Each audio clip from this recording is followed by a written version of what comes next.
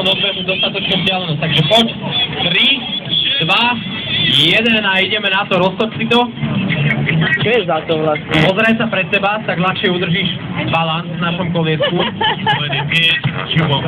Intenzitu, rýchlosti našeho kolieska si volíš ty sám, takže či budeš chcieť bežať dlho a pomaly, alebo rýchlo a kratšie, tak to záleží celé na tebe. Zatiaľ máš 1 eurový kredit od O2.